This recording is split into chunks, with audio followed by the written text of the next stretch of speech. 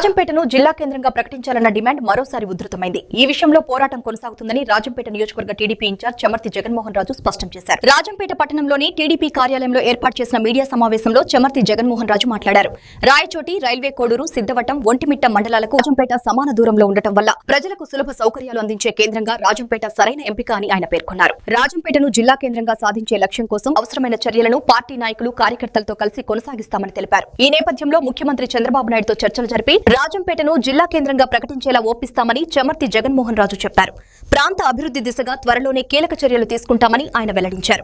మంది కూడా మీరు చూశారు, వాళ్ళు ఏదో కొంత స్వలాభంతో ఒంటిమిట్ట, సిద్ధవటంలో కడప జిల్లాలో కలిపినారు.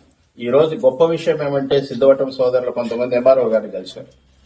అయ్యా, మాకు రాయచోటి దూరంగా ఉంటుంది, మీరు అన్నమయ్య జిల్లా కేంద్రంగా రాజంపేటకి ఇస్తే మాకు ఏ సమస్య లేదు, మాకు పాత రెవెన్యూ డివిజన్ రాజంపేటతోనే ఉంది కాబట్టి మేము రాజంపేటలో కొనసాగుతున్నామని చెప్పి సిద్ధవటం ప్రజలు కూడా ఈ రోజు ఓపెన్ గా వచ్చి మాకు రాజంపేట జిల్లా కేంద్రం చేస్తే మాకు ఎటువంటి అభ్యంతరం లేదని సిద్ధవటం ప్రజలు కూడా ఇవాళ అంటున్నారంటే రాజంపేట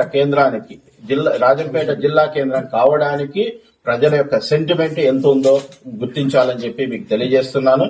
ఈ విషయాలన్నీ కూడా ఇంకా కోడూరు ప్రాంతం కూడా ఇక్కడే కావాలని చెప్పి అడుగుతూ ఉన్నారు.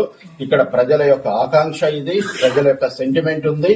వీటినన్నిటినీ కూడా మేము బాధ్యత కలిగినటువంటి వాళ్ళంగా మేము మా అధిష్టానానికి తెలియజేసి దీన్ని చక్కదిద్ది రాజంపేటను బాగా అభివృద్ధి చేసి రాజంపేట యొక్క పౌరులందరూ కూడా మేము రాజంపేటలో ఉన్నాం, రాజంపేట అభివృద్ధికి ఒక బ్రాండ్ నేమ్ గా మారేటటువంటి వరకు తీసుకొచ్చే విధంగా మేము మా ముఖ్యమంత్రి గారి ద్వారా, మా లోకేష్ గారి ద్వారా, మన కూటమి నాయకుల ద్వారా ఇది సాధించుకుంటామని మీకు తెలియజేస్తున్నాం.